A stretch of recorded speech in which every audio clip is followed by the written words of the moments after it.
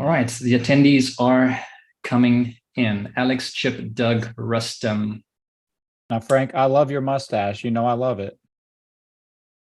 It's your decision whether you want to keep it on for the webinar. I don't know. I'm for keeping it on. People. In fact, we could do a poll. I forgot to take it off. Yeah. Somebody in the chat there, let me know if I should leave the mustache on it. It wasn't planned, actually.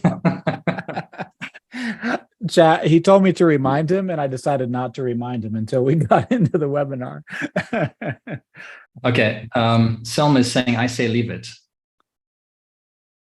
Hi, Tim. I had a coaching session with Tim. The cool thing about Tim's name, his name is Tim Lines. And if you put an E between the Tim and lines, you get timelines. Timelines, nice. The timeline that I coached him in was a perfect fit for him. Okay. Durham, North Carolina. Tell me if you like counterculture coffee if you're from Durham, North Carolina. It's my favorite coffee roaster, and they're out of Durham. Texas, San Antonio, Texas. Japan, 10 a.m. Amazing. The only folk who it is not that convenient to join us is pretty much all of Europe. So it's a big group of people. Excluded the European Union. But there will be a replay. Denver, Cincinnati, Ohio. David, let me introduce David. Most of you know who I am. You've seen me bombarding you with WorkFlowy materials over the years. David. Yes, Frank. I bumped into David. Jumped into David. I bumped into David. I hear that a lot. In the Slack group a couple of years ago. And only until very recently did we actually start chatting personally. We did a couple of live chats, and David pointed out that it was kind of weird that until now we only gotten together and chatted about anything about life, about WorkFlowy. Yeah. And a lot of you will know that David is one of the WorkFlowy power users that contributes quite a bit in the Slack group. Does a lot of screencasts. He posts on his YouTube channel. He's got some amazing systems that he's showcased. He's basically a WorkFlowy expert and a philosopher and a poet. He usually welcomes folks that are joining the Slack group, and a lot of you would know him from the Slack group. I now can check off my life bucket list to have Frank tell me that I'm a WorkFlowy expert. Yeah. I've loved WorkFlowy for a long time. When I first got introduced to it, probably just by searching for project management apps or something like that on the iOS store. I really just thought it was just a list maker, and it was actually your blog. I was trying to solve a problem. I was using Trello. It wasn't working. It was bogging down, and I was trying to figure it out. And I ran across your blog, and I saw the crazy things. I just literally thought it was like someplace I could put my grocery list down, or my lumber list, and saw the things you were doing with it, and realized this is the app that I've been looking for all my life. So I've never turned back. Okay, so let's get on to the webinar. We're going to chat back and forth, and we're going to do a Q&A at the end. Where can I order the t-shirts? Somebody is saying to you, get the WorkFlowy t-shirt. Oh yeah, I'm repping. I'm not staff for WorkFlowy, but I just love it. I actually got this t-shirt, Sticker Mule. I buy stickers for whatever reason, and Sticker Mule is the website I use, and then they every once in a while they'll say black t-shirt for $9.99. You upload your artwork, so I uploaded a WorkFlowy icon and. I got a good deal on it from Sticker Mule. I'm going to go ahead and share my screen. We're going to get into the content of the webinar. And by the way, this webinar is entirely David's fault. Is it my because he got me onto Laura Vanderkam, who wrote the book 168 Hours. And I've since been binging on all of her books. I'm onto my 5th book of hers, while I think David has read the book at least 5 times. Okay, so here we go. I've got this massive, it's not that massive, but it's my Kindle notes where I did the reading. And I've got all these notes. We're going to get through all of this in good timing tonight. I'm going to read every single one of these quotes for you. All of them are essential. You promised me that you wouldn't, Frank. Well, I'm just going to click on here, quotes. And for the whole entire webinar, I may or may not draw on a maximum of 13 quotes here. So This is a fantastic book. Laura Vanderkam is an amazing writer. I found her very encouraging, even though her background is she has a journalism background and she draws on statistics and a lot of her own tests and questionnaires and whatnot. But her writing is just so true to life. It's encouraging. And that's why I'm on her 5th book. And I've gotten tons of ideas for my WorkFlowy outlines and lots of stuff that I have implemented. But to focus on what we're looking at now, for me, David's going to give his take on this. But for me, what the book boils down to are 2 things. And I'm going to just zoom in a little bit and read. The first thing that she talks about, that she gets into quite quickly in her book, 168 Hours, which is incidentally a week. You have 168 hours in a week, and all of us only have 168 hours. That's the maximum that anybody can get, and we get to use that in some shape or form. And what she gets into is time tracking. She uses a spreadsheet.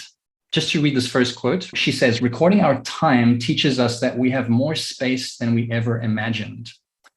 The second quote, "True time management is about filling our lives with the things that deserve to be there." So she draws heavily on the dynamic of time tracking to figure out where your time is going. I'm going to showcase a couple of things on how I track my time, but also I'm going to show you the things that I feel that deserve to be there in my life and how I schedule them. Those are the 2 main takeaways for the book.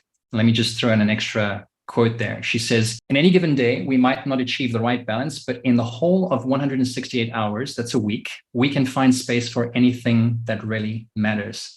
And that's why this book is so encouraging, because if you cannot balance your day, your every single 24 hours, you can balance your week. You've got 7 days of 24 hours. And so, David, over to you.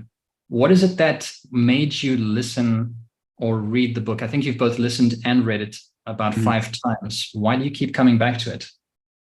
Initially, I read it because I kind of think in terms of a week. That's just how I process my life. That's kind of my core unit.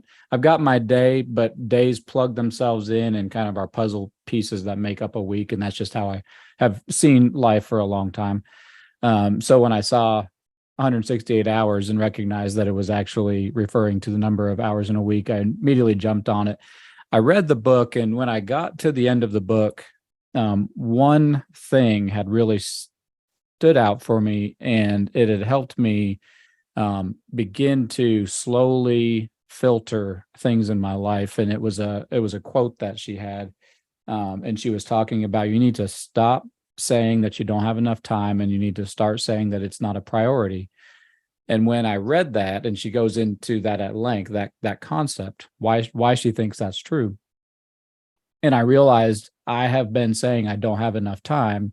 And I realized what I really do mean is it's not a priority. And there's some good things, some things that should be priorities. In fact, I went on my whiteboard in my office and made a list of all the things that I do when I read the book, I guess the first time. And I just made a list, kind of what do I do during the course of the day, over the course of a week, added in things that were specific to specific days. And I had a list of all the things. And then I started to trace, what does this represent in terms of priorities for me? And I realized there's some things that should be priorities that are not, clearly, because they don't make it into my week. And then there's things that are priorities that were a mystery to me. Why am I doing this? And why am I spending so much time doing it? And because I'm an introspective kind of person, have spent the last few years considering that. And I returned to it in order to kind of cycle back through that intensity of being willing to acknowledge what's not a priority. And she actually makes a point. I've got 4 kids. All of them are at home. And she said, if you're not willing to spend time with your kids, you don't turn to them and say, hey, I don't have time.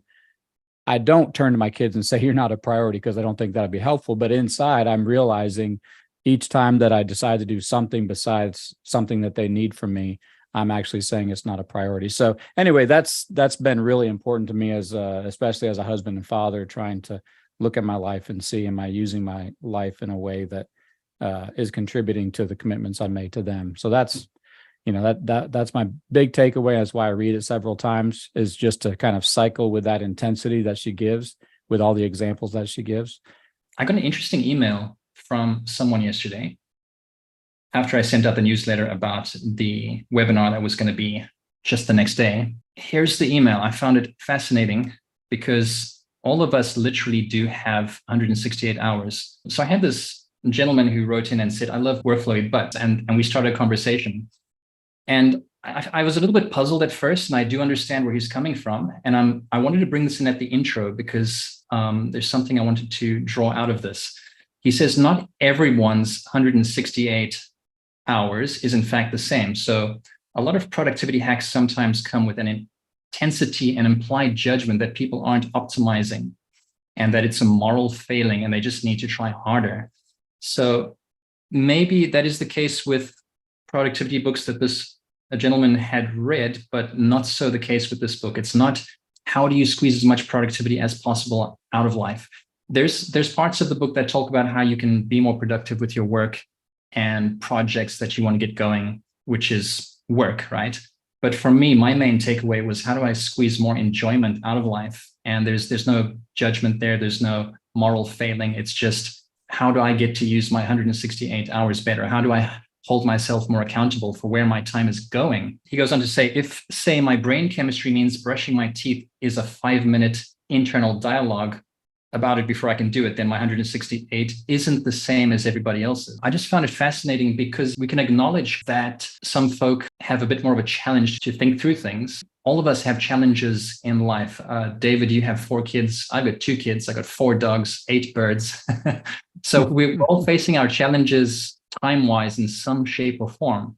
Interestingly, David, in a previous conversation a couple of weeks back, you mentioned WorkFlowy was kind of like an exoskeleton. Yeah, that's what I was thinking about. Did you?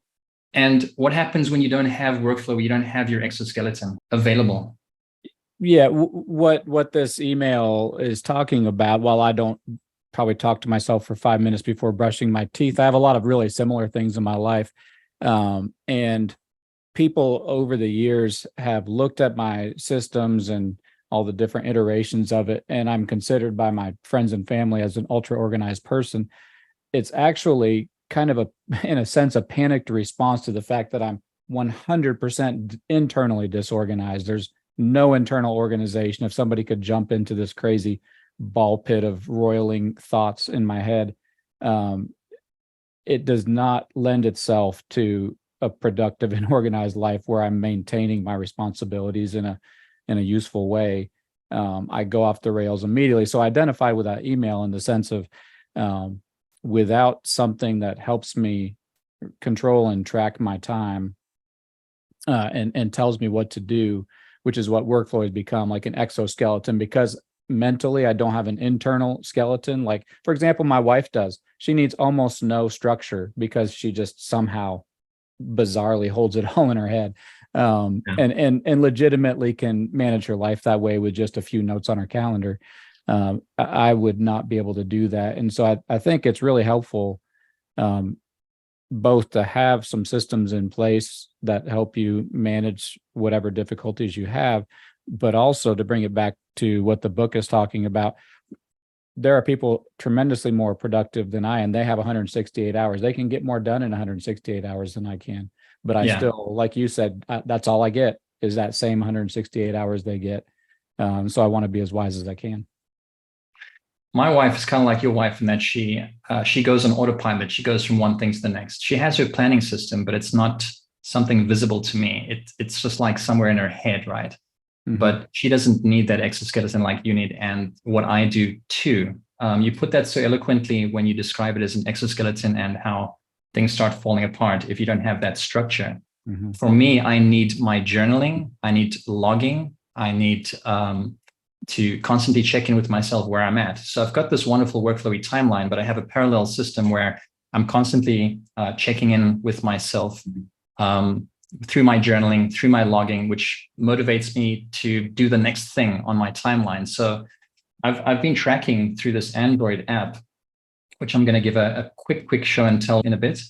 And it's been interesting to see how much time I've been journaling and thinking about thinking. And so WorkFlowy is kind of like a crutch for me in that sense. And so going back to the point of we all have 168 hours, you might find it a challenge thinking through things. Your 168 hours might not be as productive or as fluid as other people, but the fact remains we still have 168 hours. If your equivalent is maybe 130 hours, let's say, you got to try and make the best of those 130 hours. And that's what the crux of this book is. Right, let me go ahead and share my screen again here. And I'm going to get into the first thing that I wanted to talk about, time tracking. That's one of the things that she gets to very quickly in the book. And I've read this quote already. If you want to get more out of your 168 hours in the future, it helps to know how you're spending them now. And so what Laura does in the book is she recommends tracking your week as far as possible on a spreadsheet. There's many ways to do it. I've never used a spreadsheet. I've considered it, but I'll show you what I use to track. And I've been doing this for years. I haven't tracked everything as thoroughly as she does, but it's eye-opening to see once you start tracking your time in some shape or form, where your time is going. And this is how I track my time. There's a couple of examples here. What I watch, whether it's Netflix, YouTube, whether I go and see a movie at the cinema. Let's jump to that outline. So starting from the current day and then working back, I haven't watched anything. Yesterday, I watched 20 minutes of YouTube while I was having lunch. The previous day, 10, 24. Most of it's YouTube. I used to be seriously hooked on YouTube. And then I started cutting back and seeing what I could do to eliminate this addiction in my life. It's keep going. YouTube Shorts. Sometimes I get sucked into that, but I managed to keep it at 45 minutes. Here's where things went a bit wonky. On Friday, June the 2nd and June the 3rd, there was this Netflix thing that kept bombarding me. The Arnold Schwarzenegger spy movie.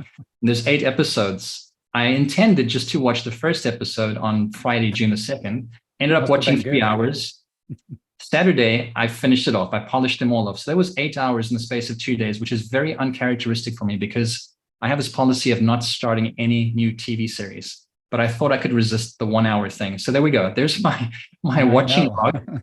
It shows where my time has gone. It's not that bad considering that what were the average statistics, even from the 80s, that the average American would watch 3-4 hours of television a night, a day, even during the week. So that's not too bad. And I'm quite proud of that because I was a serious binge watcher. Now let's jump back to where I was. That's how I track. I've always tracked every single day religiously, without fail, whatever I watch. Another thing I do is I track everything I do, either through journaling or logging. And this is just what the shape of today looked like, Wednesday, June the 14th. So morning, afternoon, and evening, all the way through to the practice session that I had before this webinar with David and reading with my younger daughter, etc. So I track everything. And in so doing, I'm very conscious of where my time is going. Another thing that I do is I track the Pomodori. That's basically blocks of 25 to 30 minutes that when I'm working on WorkFlowy related stuff, or whether I'm working on book writing, I always track exactly every 30-minute block of time. And you'll see in 2023, going down to March, you can see how I record Pomodoro just visually with some kind of an icon, a tag, an emoji, whatever. So I always know where I'm coming from and where I'm going. I know that I put an X amount of time with the book writing project last week, and I know what's possible next week, and thus the benefit of tracking time. I was considering the idea of pulling out a spreadsheet and starting to track every 30 minutes of my life for at least a couple of weeks. And I just did a quick look in the Google Play Store. Now, this is an Android app. There are a dime a dozen. There's many time trackers. This one is an Android app called Simple Time Tracker. It's just a visual of how it might look. So when I open up my app, I initially set this up. I spent a couple of hours tinkering.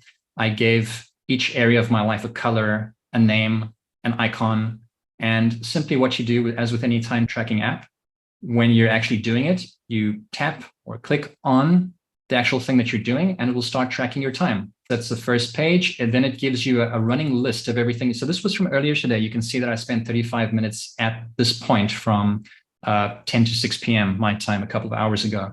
I had already put in 35 minutes of just thinking about what I'm going to be speaking about and organizing thoughts for the webinar. I took a nap of 35 minutes. I wrote for 17 minutes, thoughts I wanted to get out of my head. I'd done some scheduling and reshuffling of my schedule. This one here is interesting, liminal. For 3 minutes, I can't remember what I was doing, but it's those in-between phases when you're between tasks. And I've started tracking that quite a bit. Mm-hmm. And I can see how long it takes me in the in-between moments that I spend between the things that I've planned to do. All right. And then it also gives you, just like any other time tracking app, it'll break it down into, this is over the last 4 days. I know this is just for today. I don't sleep 42% of my time that was up until the time that it was tracked. So 8 hours, 50 minutes, almost 9 hours of having slept last night plus the nap. Anyway, so it's very interesting to see where your time is going. If I scroll down here, there was maybe 4% of my day thus far. 47 minutes was getting from one thing to the other, whether it was doing some Bible listening or reading to scheduling. And then this is like all time, I think it is.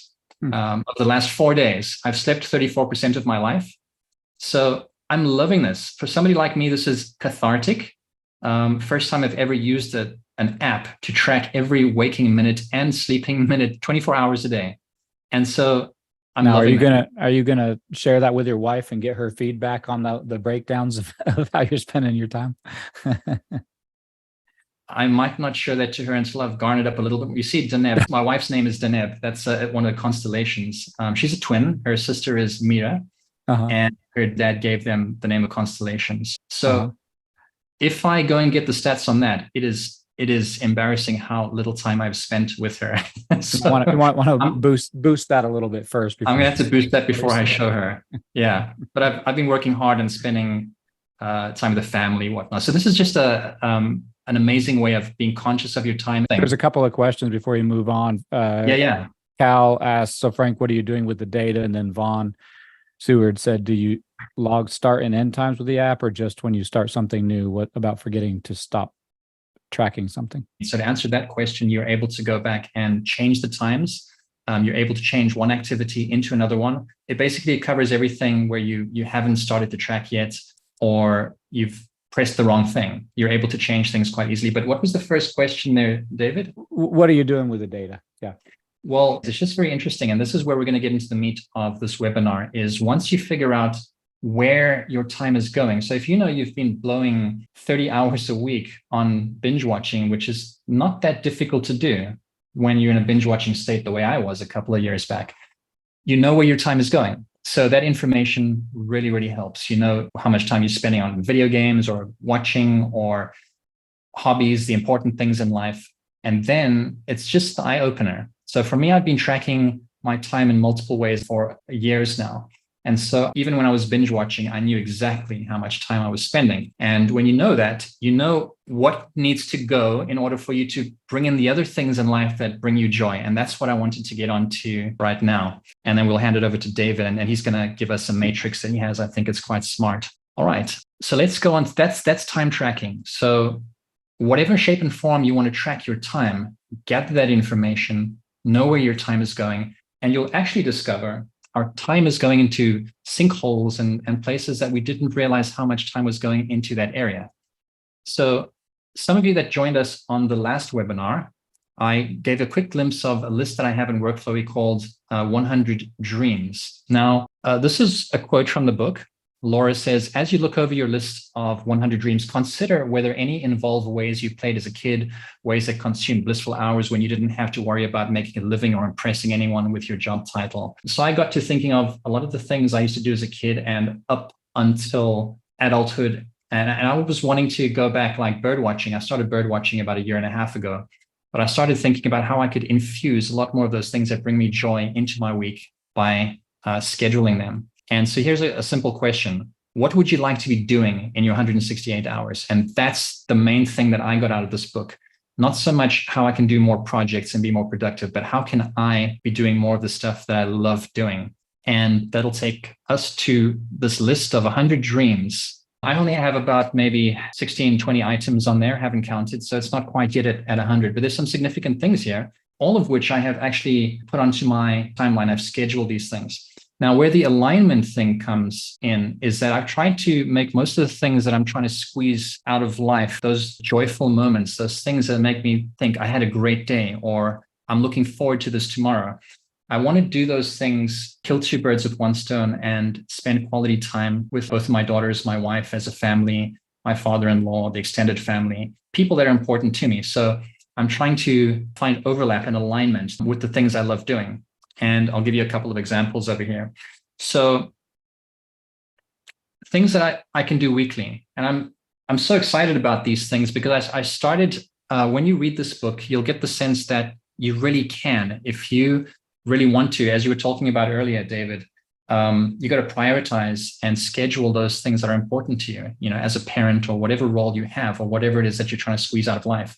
You've got to make it important. You've got to set aside time for it. And so I've always been focused on the family, but there's so much more I can do. I've always felt like I want to spend quality time with my kids individually as a family and not just be in the general vicinity or be in the car as I'm carting my older daughter back and forth to gym and to volleyball practice and to swimming.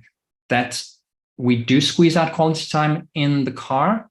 We laugh, we sing, we joke, etc. But it's really quite limited. I've been tracking how much time we spend in the car. It's not that much. So here are a couple of things that I have scheduled, and they're actually on my timeline, and they've been playing out for several weeks. I love bird watching, but I've set aside a time every Monday morning for a couple of hours to go bird watching at a couple of different parks in our city. It's a passion of mine, and my daughter is just now getting into bird watching. She's not that interested, but at least it's a good walk in the park on a forest trail for her, and I get to spend time with her and chat. Let's jump to where would this be? That's on a Monday. I'm going to jump to Monday, so you can see that's on my timeline on Monday the 19th. Here we have, I'm going to this park at that time, and there's some information there, checklist, got to take repellent because there's a ton of mosquitoes and whatnot. Just adding that on a Monday makes me look forward to Monday. Something I love doing, quality time with my daughter, that just upgrades my week immediately. And so every Monday, it's scheduled. It might not always work out because kids might get sick. And so there's all kinds of things that can arise where you're not feeling good and whatnot. But at least I figure if I can get this in 2 of the 4 or 5 times a month, then I'm happy. And it's been going well. So it's not going to happen every Monday, depending on how people are feeling, whether one kid's sick or not. Let's jump back to where I was, to that list. I haven't started yet, but I've scheduled dance class with my wife. We went to a party of a colleague of hers about a week or 2 back. And I just stood there unable to dance like everybody around me was dancing. So I thought, my wife's been asking for the longest of times, hey, why don't we take dance class together? So I'm going to look into that. We've spoken about it and we're going to do that together. And I've set aside from July the 3rd to look into that. I've also, for the longest of times now, scheduled every Thursday. I've cleared my whole schedule. We have a date night. Another thing I'm quite excited about that hasn't worked out yet, but this is an example of patience, because if you schedule it, let's jump to, this is on a Tuesday. Let me jump to Tuesday in my schedule, and you will see that it's there every Tuesday. What this is, Beach Park, is an amazing water park that's just a 20-minute drive from where I am. It is probably the most famous one in Brazil. We've got international tourists that flock there because it's always summer in the northeast of Brazil where I am.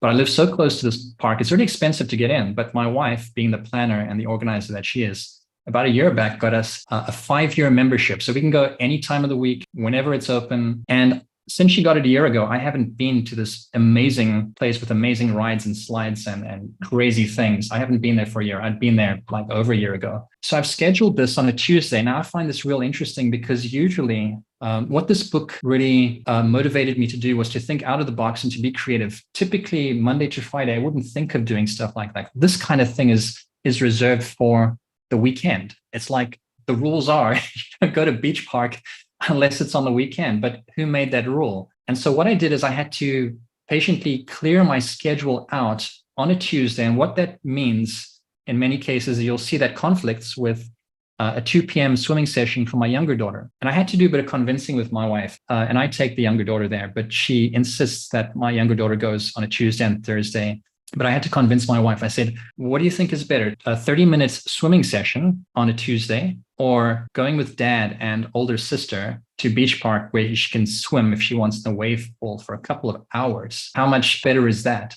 Not only that, but I get to spend quality time with my daughters. And that's what I'm looking for. I convinced my wife. She was like, okay, yeah. So there will be things you want to do in life will conflict with certain things that you've got going, certain responsibilities. It might require a bit of patience for you to get out of a meeting or a responsibility. It might take a week. It might take a couple of months, but you can eventually get there.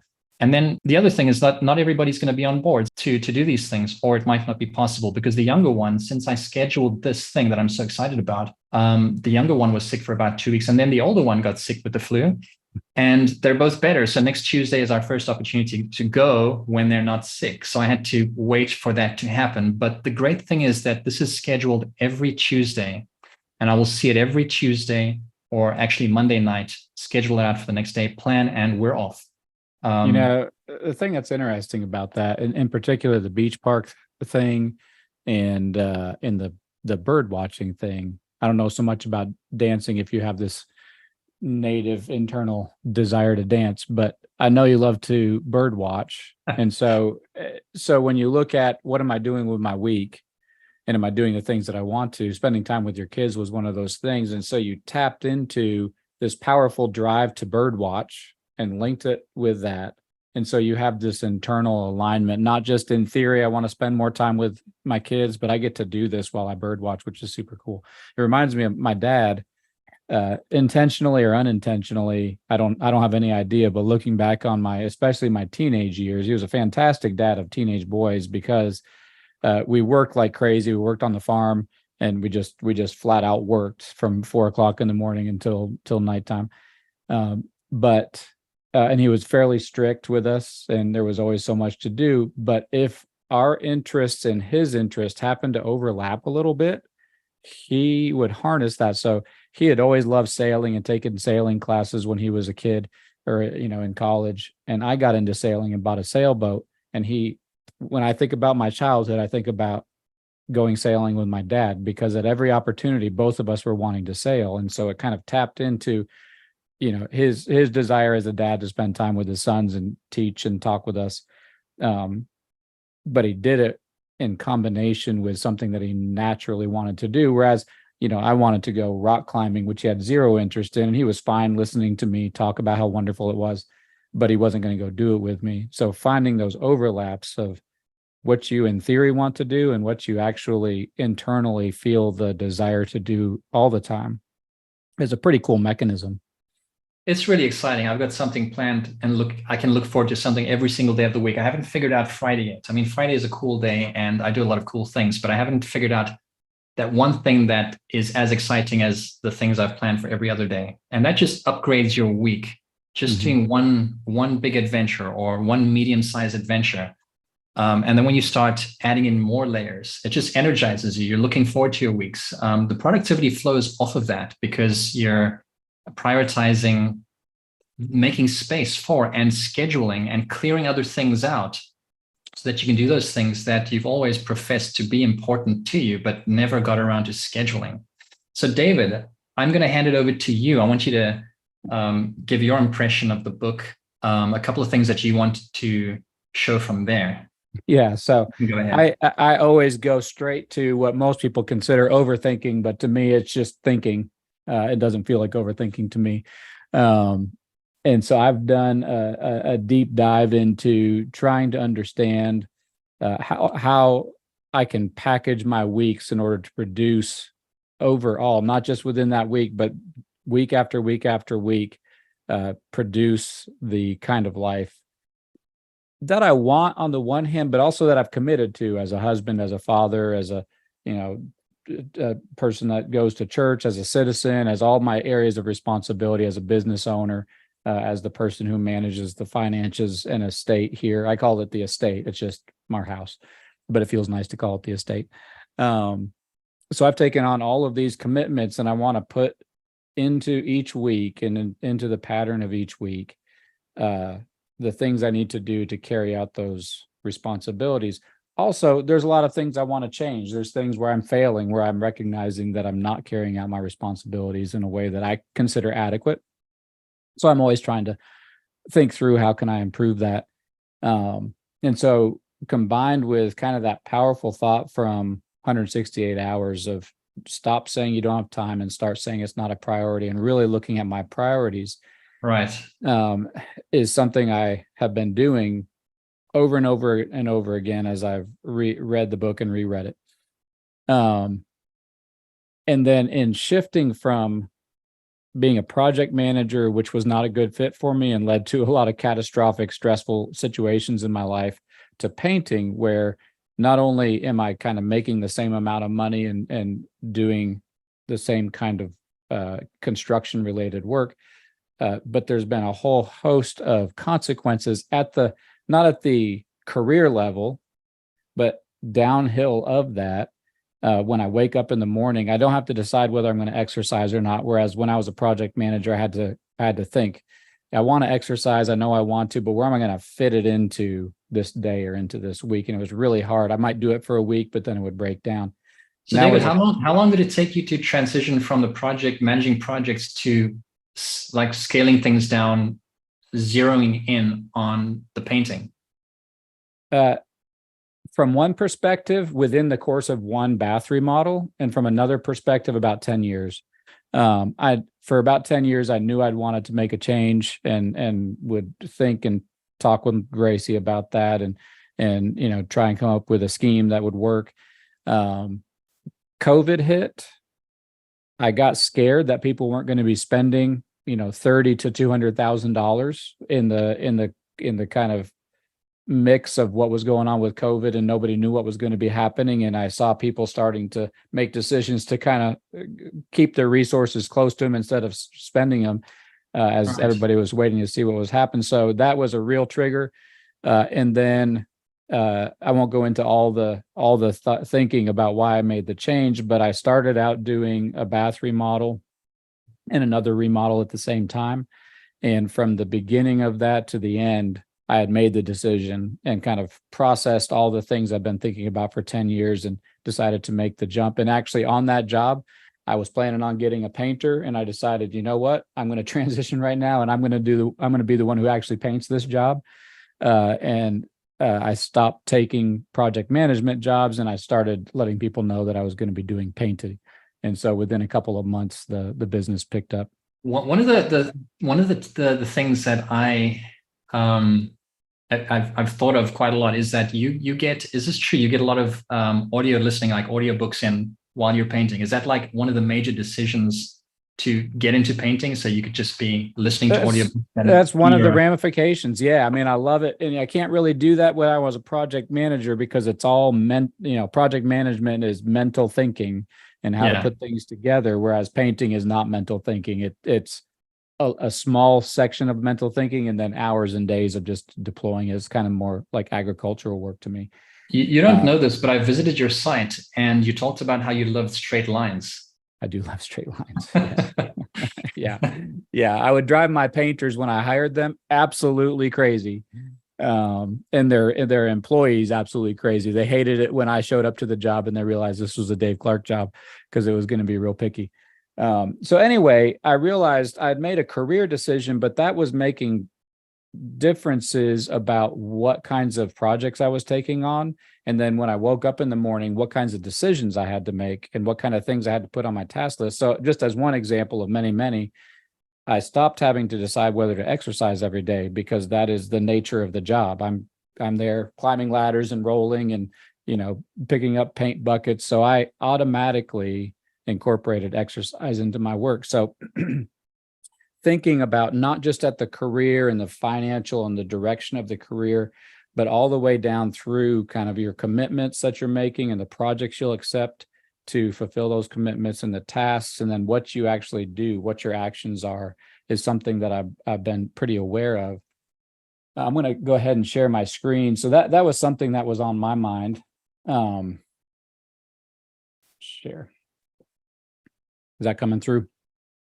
Yeah, we're there. Okay. So I've got this little tip. I am not a chatty kind of person. Like I'm not a big small talk person. I find it very difficult to be interested in that, or even to come up with topics of conversation. But I love diving straight into the heart of motivations and philosophy and sociology. And so I learned a trick. I'm going to share this free of charge, this little trick that I discovered unintended. I've been writing a novel for the last couple of years, and it's a fiction novel.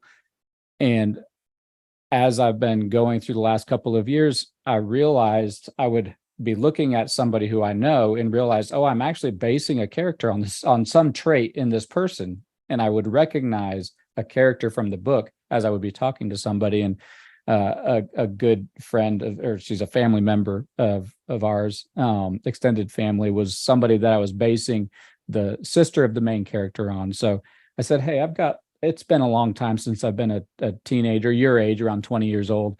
Can I pick your brain for a few minutes? And we ended up talking for about 4 hours and just diving straight into, I was really trying to figure out what makes you tick and what are your motivations and what's not working in your life and what are your concerns and what are you thinking about and how are you making decisions? And so I was able, just instead of talking about Alabama, Auburn football or whatever we might have ended up talking about, we dove straight into talking about how she's processing her life and what she's concerned about and what she's thinking about and how she's trying to make her plans. In the course of that, she shared one of the things, because I was asking, how are you processing college, career, marriage, relationships? And she said, Uncle Dave, I've been working for years to become a dental assistant. And when I finally got there, now she achieved it and she got a job at a dentist office in the city. She said, I just sit all day. And she thought dental assistant, that's the kind of thing I'm interested in. I like details and I like helping and contributing and putting things together.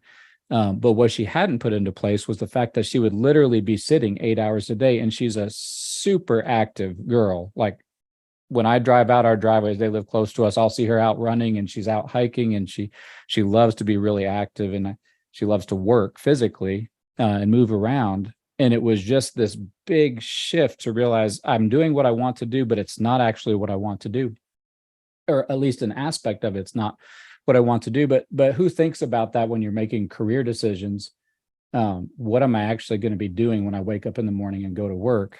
But that's a helpful kind of thing to ask. And so that taps back into something that helped me make my shift from project management to painting, was shifting from what kind of career do I want to do? That faded. I'm 50 now. I'm middle-aged and or past middle-aged. And that question of what kind of career do I want to have has faded in terms of importance. That's not really important to me anymore. And what's become more important is what kind of week do I want to have? And then how can I create a career that supports that kind of week that will let me take care of my areas of responsibility. And then as I've read the book, and in particular, the 100 dreams that she talks about, that's a fascinating concept. So I have my own list I've been accumulating. But when I look at the list, I think, what would I actually be willing to do the hard work to get this done, or deploy this dream? Like I look at maybe a Ferrari and think, boy, I sure would like a Ferrari. I'm never going to, even if I had the money, there's just so many other things I'd rather do. So that kind of internal desire that gets triggered when I think about doing something or creating something also triggers in me now. Are you actually going to do that? Is that something that's worth investing? And how do you make the decision what is worth investing your time in?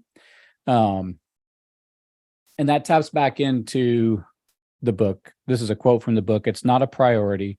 Turns the question or the phrase, no longer saying I don't have enough time, but rather it's not a priority, turns those 168 hours back into a blank slate to be filled as you choose with the things that you decide matter. So other than the things I've already committed to, I've been asking myself, what's worth my investment? What kind of things that would be on a list of 100 dreams would I actually want to invest in?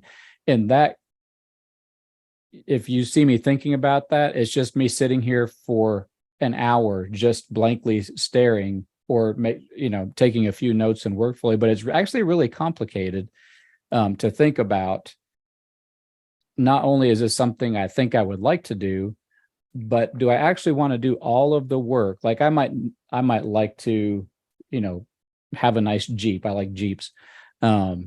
But I'm actually willing to spend the money on it. And then when I get home after I'm exhausted and tired at the end of a painting day where I've been climbing the ladder in the sun, am I actually going to want to go and pull out tools and disassemble a transmission? The idea, would I like a Jeep? Right. Yeah. Heck yeah. But do I actually want to be exhausted at 8 o'clock at night and then go and pull those tools out? Am I the kind of person that's going to do that? Thinking through all of those things is kind of complicated. So somebody who comes and like passes your office there sees you staring blankly, but your mind is not blank. You're thinking about these. It's not blank. Yeah, no, for sure. It's a tumultuous thinking process. So let me see if I can zoom in. So this is what I created. And this comes from two primary things. Mark Forrester, who wrote the book, Do It Tomorrow. That's the book of his that I've read. Right, yeah. He's written a few others. He made the statement in that book that said, all actions that you take come from commitments that you've made, conscious or unconscious. And when I read that, I thought, no, I don't think that's true. That seems like an oversimplification. But I went ahead and, like I said, I made a list on my whiteboard of all the things I did, and I realized these are all tied to commitments, conscious or unconscious, that I made. So I kind of have adopted that as something that's a reasonably true and helpful thought, that if I'm doing something, there's actually a commitment associated with it.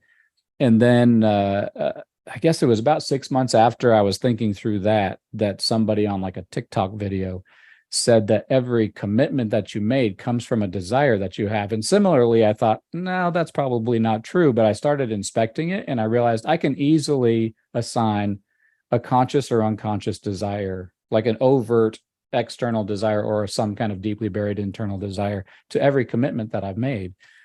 So out of that slowly kind of assembled, this is kind of in my head. This is why there's no particular reason it's indented like this. It's just how it shaped itself in my head, that desires lead to commitments, commitments leads to project and or relationship with stakeholders. That's what SH stands for. And then those projects or commitments lead to tasks. The tasks lead to me taking actions plus resources. And then there's an outcome. So that slowly has just been solidifying my head as how I think about something. And zoom forward, I guess I've already talked about all this. And so it's kind of become kind of like the Eisenhower matrix, the like important and urgent matrix, or the 5 whys, as a way to look at an aspect of your life. And by looking at it visually or a little more deeply, being able to decipher a little bit more or get a little bit more out of it. And it kind of feels like, because you're thinking about things, not just big lofty goals or commitments, but you're kind of forced to think all the way down to what would this look like day in? What would I actually be doing with my time? And so you're looking at both the kind of theoretical, airy concepts down to the concrete. And so it's kind of zooming in and out. And you can enter the situation either at the level of desire, or you can enter it at the level of what action am I currently taking, or you can look at it from any perspective. You can start from anywhere. And so I created this template, and it's been growing, but now I've been using it actively. And a lot of times as I'm thinking about something, I incorporate it into this matrix. So I love The Office. I've watched it, like you talk about binge watching. I've watched The Office through probably 8 times, the complete series. And so I think I was maybe just driving down the road, this started to fill in this matrix. And I thought, okay, I watched The Office. That's the actual action plus resource. I've got a computer and a chair, and I sit there and look at and laugh at what these guys are doing. And then I start filling in up and down, and realize, okay, my actual desire, why am I actually doing this, is rest and recuperation. That's kind of like a healthy desire that I have, is to rest and recuperate. And the commitment is to live a reasonably balanced life. And the project is figure out some way to entertain myself. And the task is to consume 25 minutes without stressing about life. And then I go sit and watch it. And then the outcome is I've gotten away from my stress triggers but I haven't moved forward in any real way.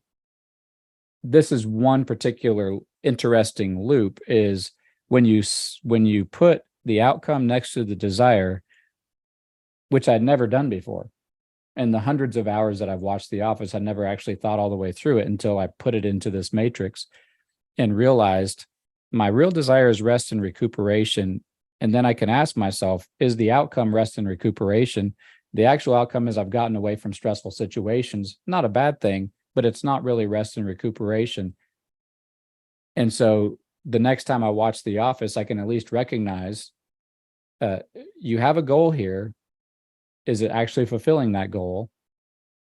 And each, as I'm moving through life, I'm beginning to see things from the kind of theoretical all the way down to the concrete and the outcomes. Tell me, what effect did that have on you after you analyzed all of that? Did you think to yourself, I gotta watch less, or just being aware of what you're doing? Be aware. That's not how I never have worked that way. It's more, I start to look for a way to shift the topography. If I have to decide, because what I'm actually going to want to do is get away from stress. That's going to be an internal desire. And that doesn't always lead to healthy outcomes. Very seldom does it lead to healthy outcomes. But what I tend to do is try and shift the topography to look to a different watershed. I'm going to keep on watching The Office, but at the same time, I'm going to recognize this is fun and I enjoy it and I really like it. It's not actually meeting the actual goal, which is true kind of healthy rest and recuperation and being prepared for the next thing in life, the next day or whatever. But I can begin to move what I call the watershed. And that's how I think about it. It's like, what excavation can I do so that when I'm needing rest and recuperation, the water tends to go down the other side of the mountain rather than down towards watching The Office or Parks and Recreation or whatever. So that's what it triggers for me, is beginning to think about, I let myself off the hook, and I've been fine with that, to say, okay, continue to watch The Office, but also look for other opportunities so that a year from now, you're tending to do something else that's healthier. So in many different areas that you analyze through this matrix, it puts you more in touch with what is at the core of what's motivating you, right? Right. Yeah. Why no matter how big or small the action is. Yeah. And one of the things, and I won't go into a big, long example, but it's helped me identify that a lot of what I do is, it's not just the thing itself. Like I had to go and get a tire fixed, go and get a new tire on a rim for my wife, which is just a task. It's just something to put on my to-do list. But by putting it into this matrix, which has become kind of it's just something I do mentally now, I'm realizing I'm actually keeping my promise to her and to myself as a husband and as the person who's caring for the property here. This is not just fixing a tire. It's actually keeping a promise that I made to her 23 years ago to care for her, essentially. And that just kind of gives a nice different spin as you think about, what promise am I keeping to myself or to others right now while I'm doing something that I might not particularly enjoy in the moment. But when I can put it in that broader perspective, it really makes it more enjoyable or more fulfilling. So I was thinking the other day about, just broadly, like I was telling you, Frank, before the webinar, my brother and I are the first Clark men who are not farmers, as far back in our lineage as, down my father and grandfather's line that we can trace. They've all been farmers all the way back for centuries. And then there's Gary and I, slacker painters, and we kind of joke about it. We don't regret it. We like our life, but we just kind of talk about, that's strange. Are we letting down our timeline or whatever? And I loved the farming life growing up. It's I just like that lifestyle, but I've made a lot of decisions that have led me to the particular kind of life that I have. And so, but I was thinking, one of the consequences as a dad is I am not providing my kids with some of the aspects of my childhood that I really would like them to have. that my dad didn't even have to work at because we had this big farm. So there was animals all around and there was always responsibility, and the responsibility was real. It wasn't just theoretical. Like I can give my kids chores, but for us, like the cows would die if we didn't, there was outcomes to what we did. And so it tied what we did to the consequences pretty tightly. And I realized, that's not a big part of my kid's life, is this strong connection that there's consequences to what we do and the decisions that we make. And so I was just kind of thinking, is there any other element of life that I want to add in or replace my parts of my current life with? Do I want to transition from painting to something else in order to pursue providing my kids with these characteristics that I wish that they had? And so I went through and made a list of the things that I personally thought I might do. And I realized, like my niece, who decided, I think I want to be a dental assistant, but hadn't thought all the way through it. I wanted to think all the way through it. So I took one of them. I worked for a furniture shop building Adirondack wood furniture when I was 19 to 20, I guess, which was just one of my favorite jobs. And it was one of my brother's favorite jobs and one of my dad's favorite jobs. We all worked for this furniture shop. It was fantastic. And I loved the rhythms of it and everything. And I love crafting furniture, super fun.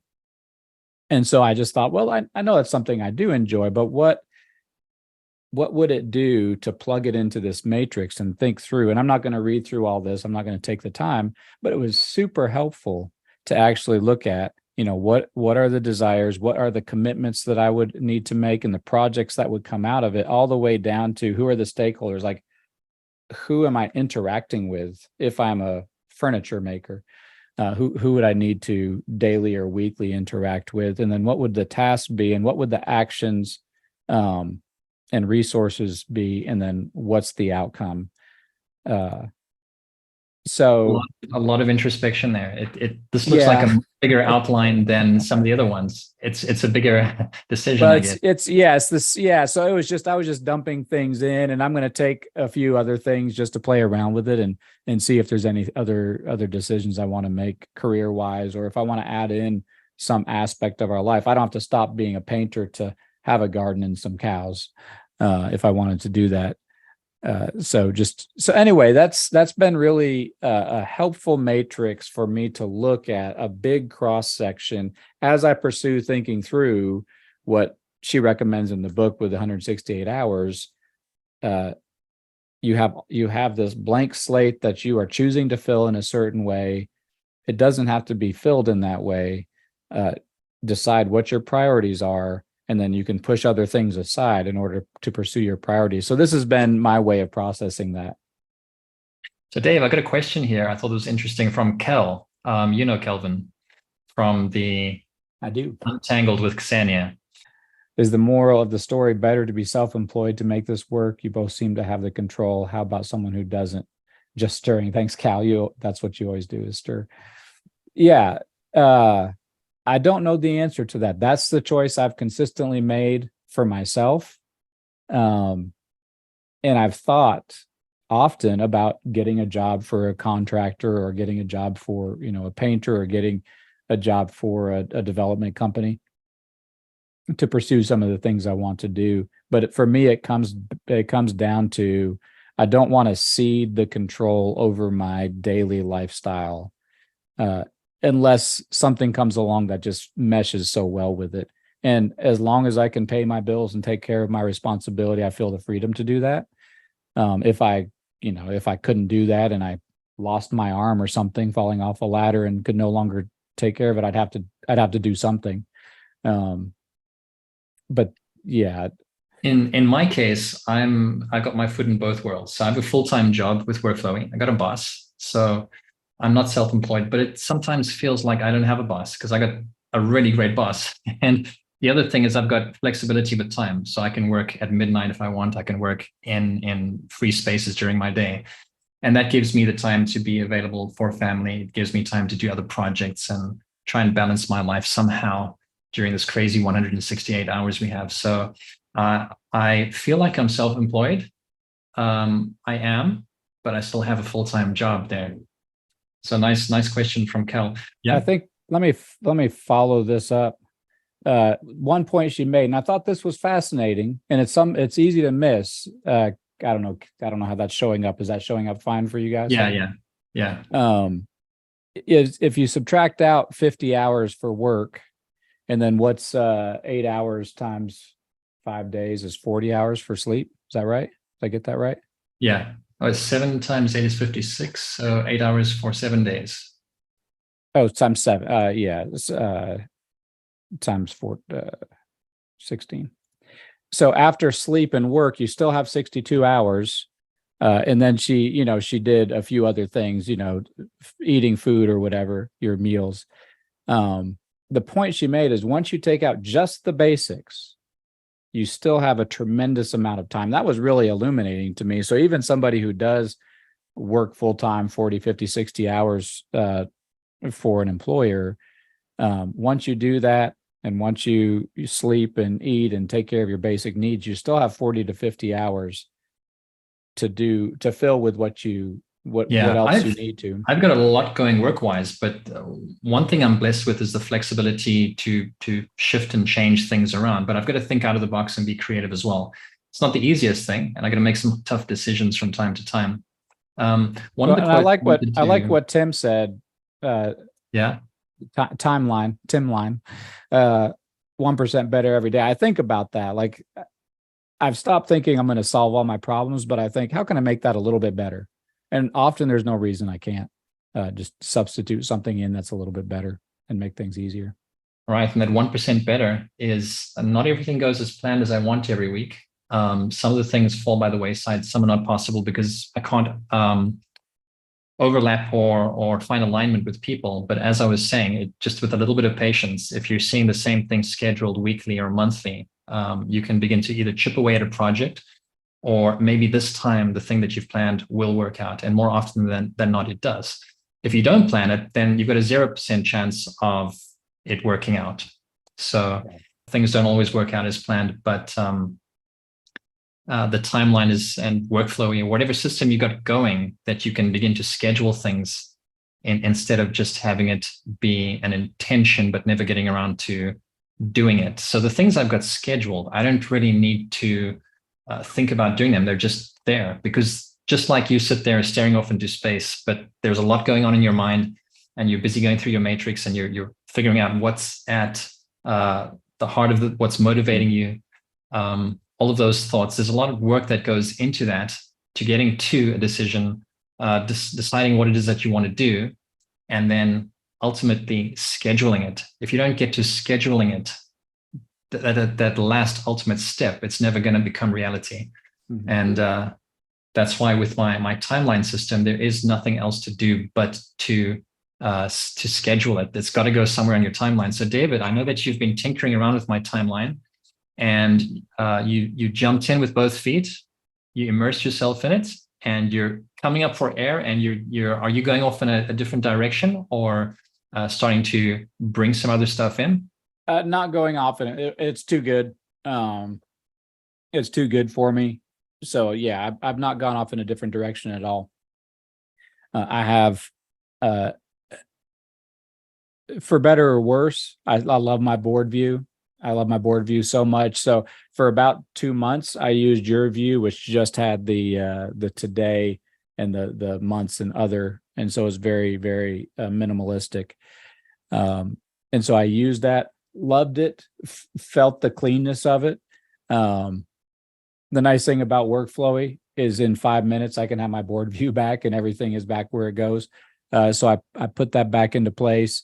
The one of the big takeaways for the timeline, it would take me a while to describe it in detail, but one of the big takeaways was, because of the nature of the timeline, I started to see this growing pile of things, because I would put something on a day and I would send it to the next day if I didn't get it done. And then I would often dump a bunch of things on Saturday to decide what I'm going to do. And it just got to be this enormous list of like 37 things that I was kind of like shoveling down. And then I would knock off a couple of them and then add 3 things back, and it was growing. That was really helpful, because I realized, okay, you've successfully not done these things. Speaking of what's a priority, Right. You Yeah. successfully not done these things for 4 weeks that you thought I need to get these done. It would have been nice to get them done, but I obviously didn't need to get them done in terms of, no catastrophic consequences. And so I have reshuffled, and it's, maybe for another webinar, but I've reshuffled how I process what I allow into my life that goes onto my timeline.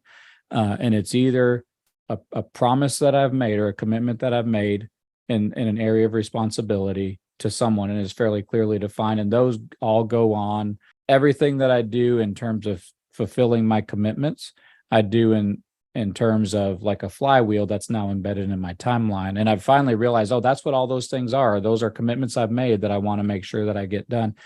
And then there's incidental tasks that'll go on there, like Gracie asking me to stop by and pick up some milk or something, just kind of one-off next actions. And then everything else now comes in through my closed backlog. I've completely shut off. And that's a bigger conversation, but now it's either a commitment that I've made that I'm fulfilling through a cyclical flywheel, incidental things that get put on that are kind of triaged as roughly an emergency, like Gracie needs milk, so I need to stop by and, today's the day to pick up milk. I can't put that off. Or it comes in through my closed backlog. And so that's been super helpful to kind of isolate. And it really was the timeline, seeing that growing list and me asking, what are these things? What the heck's happening? That helped me redefine some of that stuff. And that's been really helpful. As far as other categories, you can invent categories, Vaughn. I keep backlogs and forward logs and things to reflect on on my timeline. But another thing I was thinking of now are the once-off things. So it doesn't reoccur every day or week or month. It's maybe a once-off thing, and you take the opportunity. And the series of Laura Vanderkam's books have really motivated me. Let me share my screen here. I'm going to show you something that I get a kick out of. If I had not read this book and I had not been proactive about squeezing a little bit more joy out of my week and my family's week, I would never have gotten around to going to the circus a short while ago. So you can see my screen there. What I've done from my home screen is I have filtered for, let me just move this over here. Okay. I filtered for this emoji, which is a circus tent.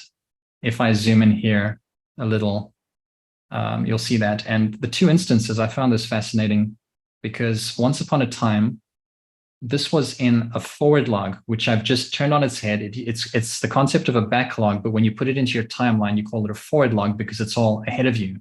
So if we follow the trail here, forward log, family activities. I was wanting to go to the circus because the circus was back in town, and it's only in town for a limited number of weeks, right? And so it's really tough to go Monday to Friday. But I kept insisting. I asked my wife, as soon as you get off your shift at 7 p.m., can you rush back and we could get the girls off to the circus? Because the older daughter has been several times, but the youngest one has never been to the circus. So I insisted for a couple of weeks. Finally, we got to do it. And then it was done on June the 6th. So I've moved that item, which was once upon a time, jumping from, because Tuesday was the best time. It jumped from one Tuesday to the next Tuesday. It was just not possible for a couple of weeks, but finally we went and got what I wanted. We had candy floss, actually, that's, I think, British, cotton candy and all the things that you do at circuses. Got to look at the look on my daughter's face, the 5-year-old, as she saw these acrobats and aerialists like being lifted into the air. She'd never seen that live. Her mouth literally opened as she watched these people being lowered, and they were doing all kinds of acrobatics there. So that was just like 90% of the fun was looking at the face of my younger daughter. So I hope that answers the question more or less, Vaughn, is that there's all kinds of categories that you might want to make, but this is a once-off thing that's not going to reoccur every week or a month. It's just when the circus might be in town. But to close off with that thought, I would not have been looking for that opportunity and many such opportunities if I hadn't read the book and began to think more about how can I squeeze more out of life? How can I squeeze more joy, more happiness, more fun for myself and the family, and have that overlap and be something that aligns as a family activity? I don't know if you just closed it. I'm curious to know, we can look at it afterwards, that list of things that had family under your forward log. I'm curious to know how you broke down the categories underneath the forward log. Okay, yeah. I think I showed that in what's interesting is it's not so much if you can schedule and arrange things in a different way that you haven't arranged them before, you might have a different perspective. Let me go ahead and share my screen again. And what I found really interesting, let me zoom into forward log. I've categorized things under dogs, Frank, basically people. So I figured out that most of the things I want to do, whether it's tinkering around with tools and whatnot, that's going to fit under Frank. There's a lot of stuff that has to do with my competencies and what I'd like to do, projects around the house and whatnot. But everything basically fits into either Frank or the rest of the family, including the dogs, and where we're going to go walking. Are we going to find a new park for them? This one over here is a new idea. I am not convinced yet. It's from 2 books ago that I read of Laura's. And she has this list that people she wants to reach out. So I might want to reach out to somebody on Skype or WhatsApp, people I haven't spoken to for a while. I've got here it broken down into family, friends, ex-English students here in Brazil. And I'm going to hold off on that, because what happens is then you start to fill your time with a lot of commitments. And I got a lot of things happening right now. So when the time is right, I'm going to look at my forward log, and maybe one of these fine weeks, I'm going to look into family, students, and then I might get a hold of Samuel, and but not right now. Spend some time with Victor Hugo. I saw that sounds like an interesting, interesting desire. That's a student of mine, Victor Hugo. Yeah. Oh, that's his name. Oh, okay. Yeah. Not the deceased author. Well, this has been great. Well, hey, one thing I want to, the book, we've talked about it and kind of given you a little bit of the, the things that we've extracted from, but it's a book I strongly recommend. It was encouraging. I really loved it. The fact that Frank really loved it and found it useful was kind of validating that it's not just something that works for me, but yeah, I'd recommend the book if you have time and want to kind of do a deep dive into how you structure your life. I'm on a mission to finish all of her books. I'm on the 5th, but the top 3 that I've read so far, one is a novel, interestingly, I would say, and they all have a little bit of overlap, but not much. So they're sufficiently unique and present new ideas that you should go out and read all of them if you're interested in the first one. So I'd go for 168 Hours. And then another one is Off the Clock. And the one I'm currently reading, which is fantastic, Tranquility by Tuesday. Off the Clock was more about how we perceive our time and how time seems to stretch or to fly by for some people. And she goes into how we can make time stretch by building memories. And a lot of the things that she speaks about, the concepts of time, resonate with the things I've thought. I've had my own theories about time, which lines up with that. So the thoughts I had were not that weird after all. And then Tranquility by Tuesday is not only doing the things that you want in life, but not feeling that things are chaotic. And the subtitle for the book is 9 Ways to Calm the Chaos and Make Time for What Matters. And one of the things I'm doing now is I'm getting myself to bed earlier, so I'm more energized. So that's one of the things. All the productivity books you read, most of them will advocate for getting to bed early, but she has a way of giving you not only the facts, but the breakdown and case studies that is going to convince you that it is the best thing in the world to get to bed and have a good, at least 7-8 hours sleep, whatever it is that gets you energized. So those 3 books, once again, for anybody who's watching now and who watches the replay, I'd say 168 Hours, then Off the Clock, and Tranquility by Tuesday. David, it's been awesome. For those of you who didn't get the very first email where I sent a newsletter and said that I'm going to be doing webinars with David twice a month, the idea behind this is that we're going to consume and read a productivity book pretty much every 2 weeks, twice a month. And we're going to get together and talk about that specific book like we did with 168 Hours and see how it might find its incarnation in WorkFlowy. And thanks, Frank. It's been fun. You learn anything new, David? Here's one thing I did on an unrelated note is how to pronounce your last name. Just before we got on, for years I've wondered, how do I pronounce that, and what are the two A's mean? Is that two syllables? So I bet you there's some other people. Go ahead and pronounce how you pronounce your name. Okay, as I was telling Dave before the webinar, all my life I thought it was pronounced Degenaar, which is the Afrikaans/Dutch way to pronounce it in South Africa. Then I bumped into a couple of Dutch people from Holland, from the Netherlands, and they said, "Are you Dutch? Your last name is Degenaar." Degenaar. So yeah, and it doesn't have a meaning in South Africa, and you're not going to find it in a dictionary. But basically, and I found this interesting for myself because I didn't just have this weird, unknowable last name. Is that a Degenaar is somebody who makes a degen, right? And what is a degen? It's one of those, it's kind of like a fencing sword, those rapier swords, where it's kind of like a version of that, where you would puncture somebody's organ and they would bleed internally and die. I didn't know that. So that's quite I feel like that's it perfectly goes with your mustache that you're currently sporting. And on that note, and I've since thought about it and found a meaning in it, spiritual meaning in it, and that's another story for another day. But it's not just about fencing swords or being the one who makes them, but what it is that you make of your name and writing your own story in life, right? Yeah.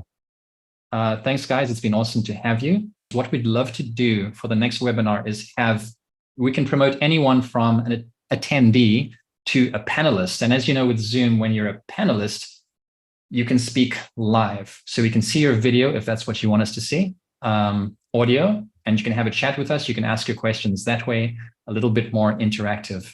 So I've enjoyed this webinar over the previous one because it's more interactive, chatting back and forth with David.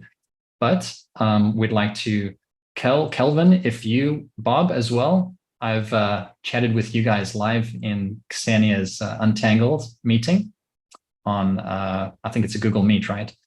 But if you guys are brave enough to join us for a webinar and chat back and forth and ask your questions, it'll be fun to have other live attendees with us. It feels a little bit restrictive chatting back and forth just in a little chat box, right? But we'd love to do that. So, and I'm going to figure out, well, we know how to do it. It just means scaling down the webinar a little bit and finishing after maybe 45 minutes, 50 minutes, and then opening it up to, let's see if Kelvin is still here, promote to panelist. Is there anybody who would like to be promoted to a panelist for a minute or two? You can raise your hand. You can say yeah in the chat box. You can give me a thumbs up, and I will promote you to a panelist, and we will see you live if you are brave enough. Or hear you live. You're still brave. You're still brave if you don't join us live. You might be needing to go right now, but anybody who would like to? Not tonight. Okay, Kelvin, maybe another time. Great. I guess you haven't fixed your hair, Cal. We've hit the hour and a half mark. All right, guys. Good. So anybody that watches the replay and you're still with us, keep this in mind. If you got something to add, something to say, it might occur to you just at the time of a future webinar. You can request to be upgraded to a panelist where you can have a chat with us and even share your screen if you want. But at least video, audio. If you don't want video, you could just share audio. All right, and that is it. I'm going to do the countdown from 10 to 0, and then we will sign off there. I will end the webinar. It's been fantastic, guys. Thanks, David. And here we go. Thanks, Frank. This has been a lot of fun. 9, 8, 7, 6, 5, 4, 3, 2, 1. Cheers.